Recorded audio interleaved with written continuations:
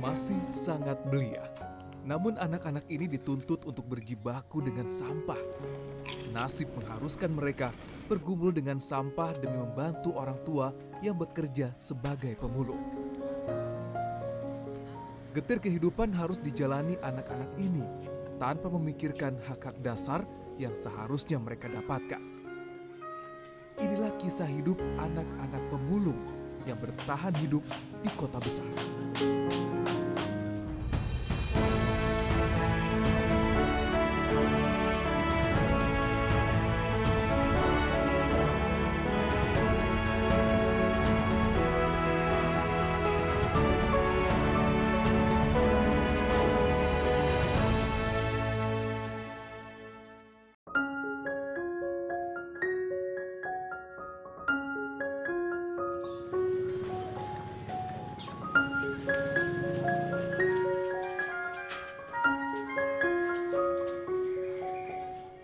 Kampung Pemulung terletak di Jalan Rawadas, Pondokopi, Kecamatan Durensawit, Jakarta Timur. Memiliki luas kurang lebih 2 hektar. Kampung ini dihuni keluarga yang mayoritas berprofesi sebagai pemulung. Kampung Pemulung ini sudah bertahan selama puluhan tahun. Warga yang tinggal di sini sudah turun-temurun. Lingkaran kemiskinan menjerat para keluarga di sini, di mana banyak anak-anak tumbuh besar yang kemudian menjadi pemulung juga seperti orang tua mereka.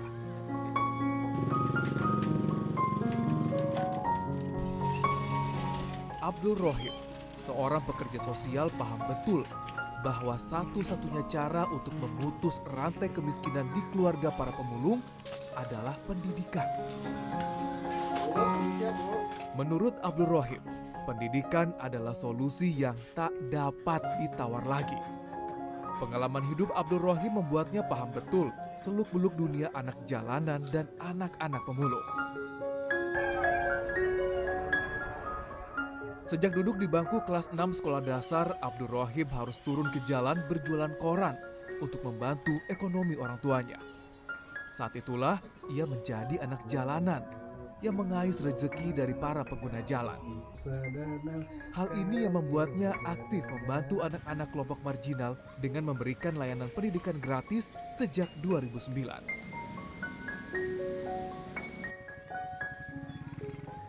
Ya, sebetulnya orang tua saya juga tidak menginginkan seperti apa hal terjadi seperti itu. Tetapi karena keadaan menghantarkan saya seperti itu. Sehingga saya mau nggak mau, karena kondisi seperti itu, saya akhirnya awalnya ikut-ikutan gitu kan, melihat kondisi orang tua saya memang sulit.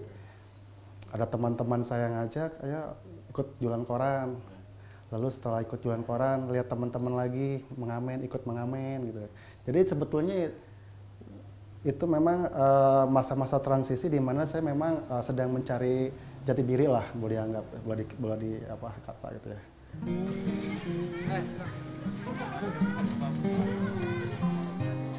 Keluar dari kehidupan jalanan bukanlah jalan mudah bagi Abdul Rohim. Ia menghabiskan waktu selama 12 tahun untuk menjalani rehabilitasi di rumah singgah. Saat menjalani proses rehabilitasi itulah, Abdul Rohim menemukan proses aktualisasi dirinya dan berhasil keluar dari dunia anak jalanan. Pada 2012, Abdul Rohim bersama teman-teman relawan lainnya mendirikan Yayasan RB, yang artinya rumah belajar bagi anak-anak pemulung yang terinspirasi dari perjuangan hidupnya.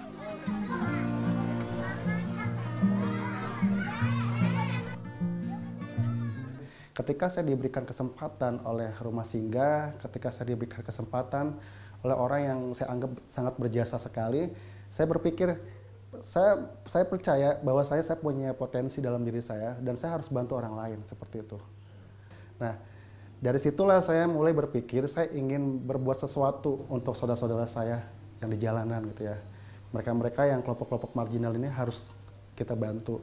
Nah, saya berangkat dari kuliah, dari kegiatan rutin kuliah, akhirnya saya berinisiasi kepada teman-teman, ayo kita luangkan waktu untuk meluangkan waktu untuk bersama-sama kelompok marginal. Akhirnya terbentuklah sebuah komunitas, yaitu Rumah Belajar.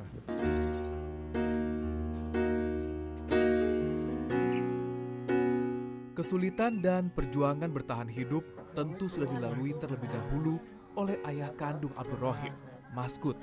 Saat itu, Maskut merantau ke Jakarta ketika Abdur Rohim berusia 7 bulan. Ia bekerja sebagai tukang becak. Ketika masih kecil, Abdur Rohim diurus oleh kakek neneknya. Maskut mengakui kondisi ekonomi yang sulit membuatnya tak bisa maksimal mengurus Abdul kecil. Maskut pun tak bisa berbuat banyak ketika Abdur Rohim menjadi anak jalanan di tahun 1998. Maskut hanya berpikir, selama Abdur Rohim bersama teman-temannya, itu sudah cukup. Maskut pun mengaku ia memang melepas Abdur Rohim ke jalan karena desakan ekonomi. Rasa sedih tak kuasa ditahan Maskut ketika harus mengingat perjalanan hidup Abdur Rohim yang kini berusia 36 tahun. Maskut yang saat ini bekerja sebagai supir bajai tak bisa memperjuangkan nasib anaknya saat itu dan hanya bisa mendoakan saja. Namanya saya, namanya usahanya susah, becak. Ya dilihat ya anak udah, dilihatnya ada teman-temannya ya udah biarin amat gitu. Lihatnya gitu. Bangga sekali saya punya anak. Tadi disiksa orang tua.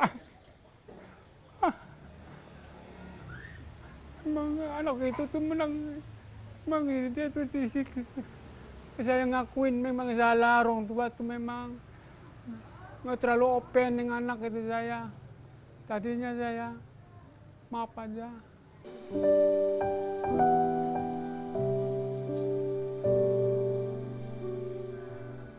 Ismayati Latifah, istri Abdur Rohim, mengaku tak malu dengan latar belakang suaminya sebagai mantan anak jalanan.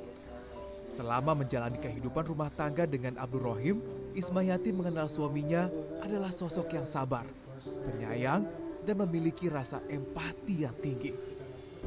Ismayati pun memberikan dukungan penuh kepada Abdur Rohim untuk terus bekerja membantu anak-anak asuhnya. Bagi Ismayati, pekerjaan yang kini dilakukan suaminya adalah pekerjaan yang mulia. Dia kalau melihat orang yang sedang kesulitan, kesusahan itu hatinya langsung tergerak ingin berbuat sesuatu. Dan dia orangnya optimis. Walaupun banyak ya sampai sekarang ini memang kita nggak jauh dari banyak rintangan ya. Tapi beliau orangnya selalu optimis dan kalau misalkan niat baik ya insya Allah ada jalan. Memang dulu awalnya sempat agar beliau cari pekerjaan lain gitu. Cuma mungkin dari hatinya beliau sendiri lebih tergerak dan di bidang sosial sendiri. Alhamdulillah istiqomah sampai sekarang dan alhamdulillah sampai sekarang sih saya tetap mendukung beliau di dunia sosial. Ditimbang yang aluminiumnya ya? Mahal dong berarti aluminium. Perjuangan Abdur Rohim untuk mengedukasi dan merehabilitasi anak-anak pemulung bukanlah upaya yang mudah. Secara tak langsung, Abdur Rohim juga menjadi sosok orang tua bagi anak-anak binaannya. Kesabaran dan ketekunan dalam membimbing anak-anak asuhnya agar keluar dari kehidupan jalanan hingga mendapatkan pekerjaan ibarat membesarkan anak kandung.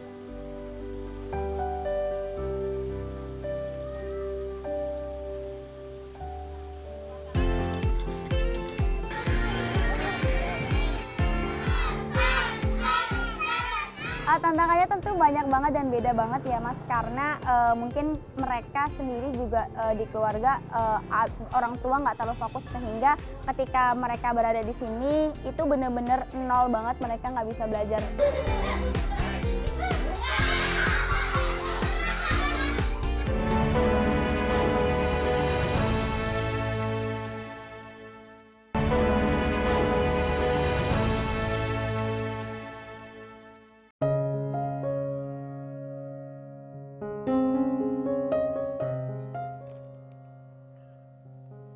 Dia adalah Dery Irfandi, berusia 15 tahun dan masih duduk di bangku kelas 3 SMP. Irfan biasa ia dipanggil adalah salah satu anak asuh Yayasan RB yang ikut program rehabilitasi. Usai mengikuti sekolah secara daring, Irfan kemudian memulung untuk membantu orang tuanya. Dengan menggunakan karung, Irfan biasa mengumpulkan sampah di titik-titik pembuangan sampah terdekat di kawasan Kampung Pemulung, Rawadas, Jakarta Timur. Sampah-sampah yang diambil Irfan biasanya sampah plastik yang bisa didaur ulang untuk dijual kembali. Sebelum pandemi, Irfan biasa memulung usai pulang sekolah dari sore hingga malam hari.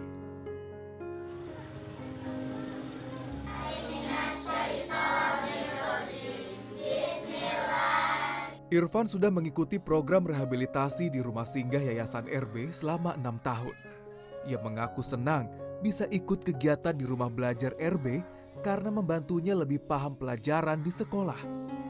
Irfan berharap kelak ia berhenti memulung dan bisa mewujudkan cita-citanya menjadi seorang pilot.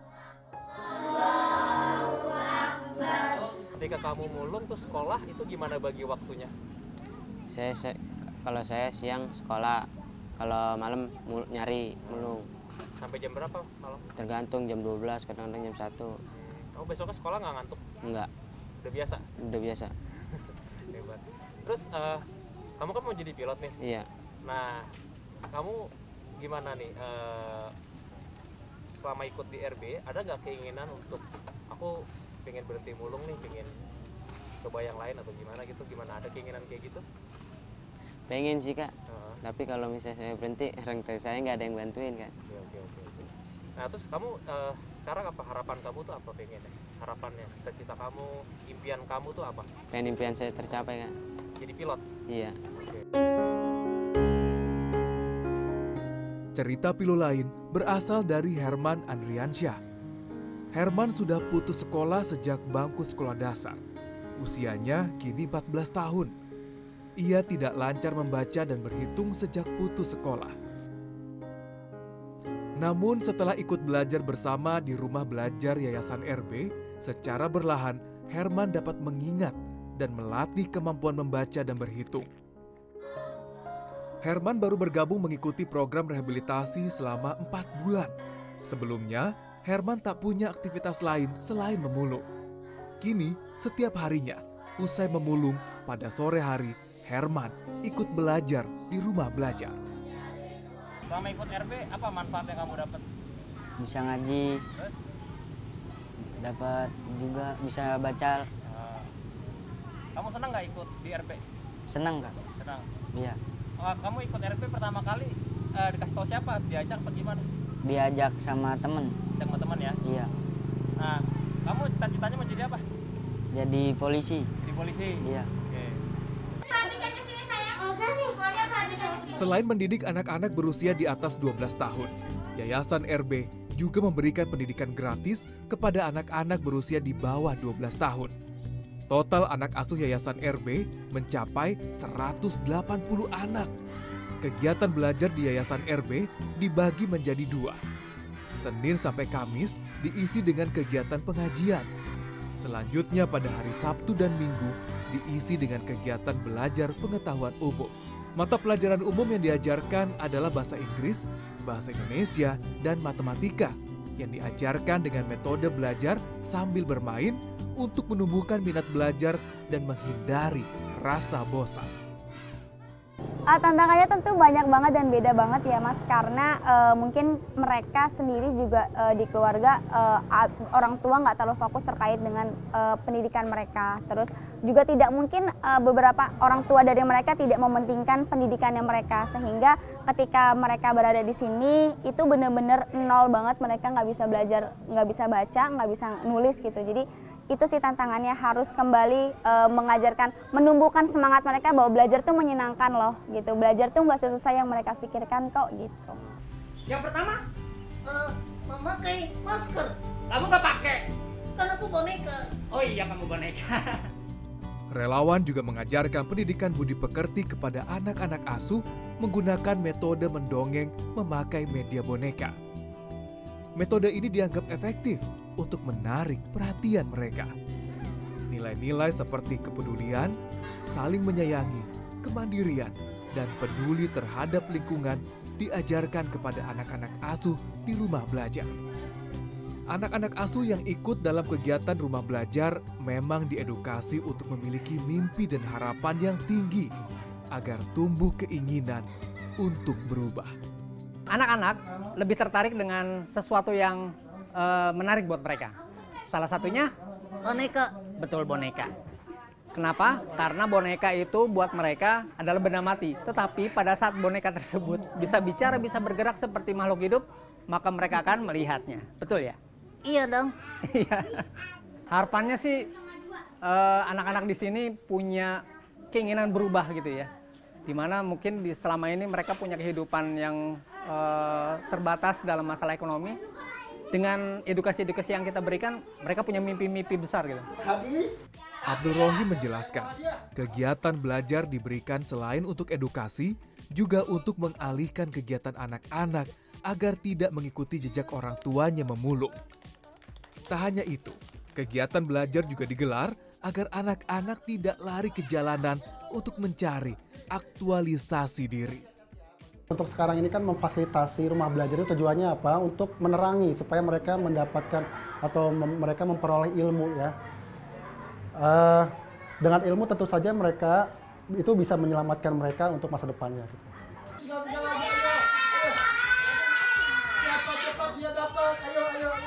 Abdul Rohim ingin suatu saat nanti ia bisa mendirikan sekolah gratis khusus anak-anak pemulung dan anak jalanan. Sekolah gratis mulai dari tingkat PAUD sampai jenjang sekolah menengah kejuruan atau atas. Abdul Rohim berharap semoga mimpinya ini bisa disambut oleh pihak-pihak donatur yang peduli terhadap pendidikan anak-anak tidak mampu. Alhamdulillah bermanfaat, bisa dijual lagi kan Kak. Karena kan sekarang lagi zamannya kayak makanan online gitu. Jadi kita bisa bikin di rumah langsung diantar gitu. Lumayan juga buat penghasilan sehari-hari saya di rumah gitu.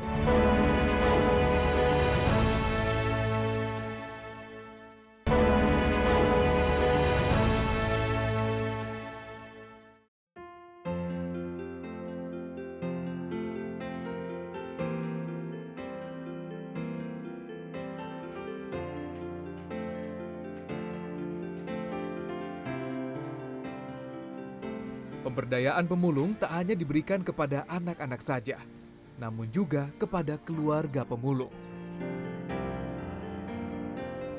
Pemberdayaan berupa pelatihan tata boga dan proses penjualan hasil masakan.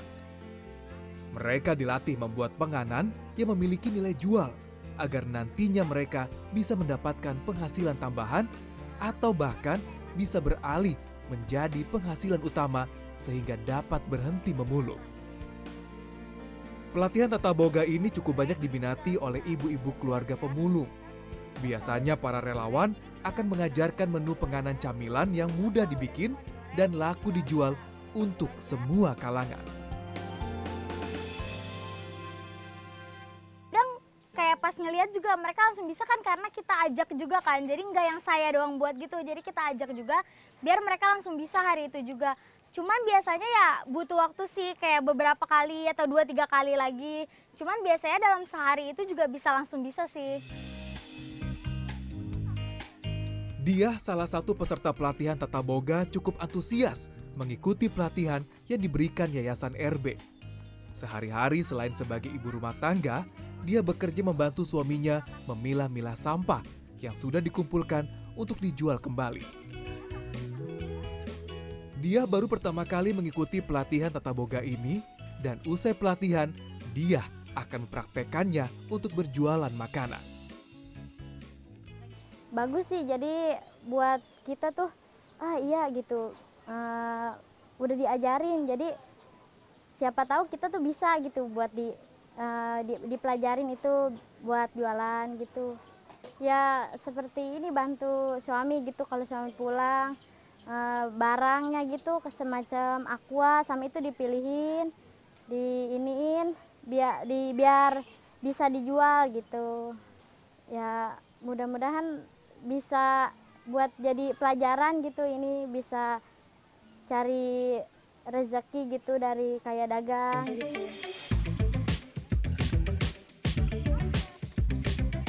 Sementara peserta lainnya, Komariah, merasakan manfaat dari mengikuti pelatihan tata boga yang diikutinya sejak setahun lalu.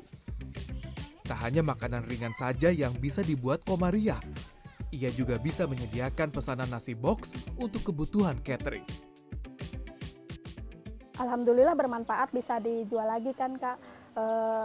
Karena kan sekarang lagi zamannya kayak makanan online gitu. Jadi kita bisa bikin di rumah langsung diantar gitu. Lumayan juga buat penghasilan sehari-hari saya di rumah gitu. Untuk saat ini baru ada 3 menu ya Kak. Baru belajar 3 menu lagi, soalnya kan cuma 2 minggu sekali ngikut.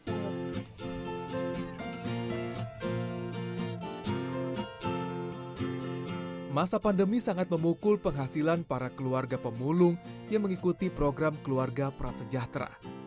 Abdul berencana untuk memperbanyak program pelatihan keterampilan kepada keluarga pemulung agar mereka memiliki alternatif penghasilan.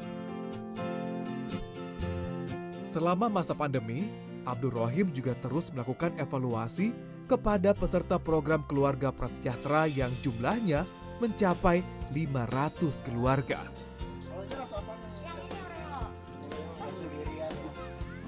Jadi lembaga kami memang rutin dilakukan seminggu sekali ya. Nah ini juga terkait dengan program yang sudah dilakukan oleh kita.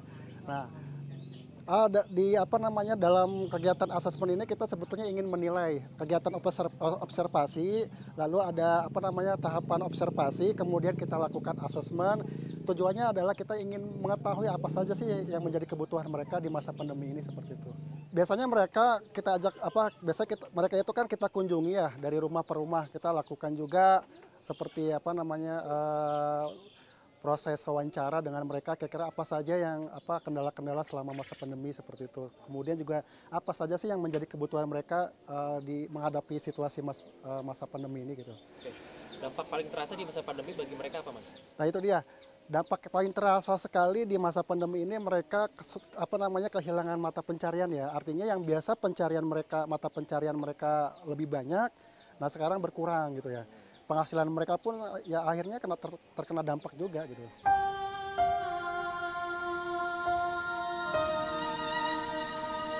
Tidak ada kata terlambat untuk membangun harapan dan mimpi. Jangan biarkan anak-anak ini kehilangan mimpi untuk meraih cita-citanya. Anak-anak pemulung ini masih memiliki harapan untuk berubah menjadi jauh lebih baik. Abdul Rohim yakin dan percaya dengan pendidikan, masa depan anak-anak ini bisa menorehkan rasa bangga bagi orang tuanya.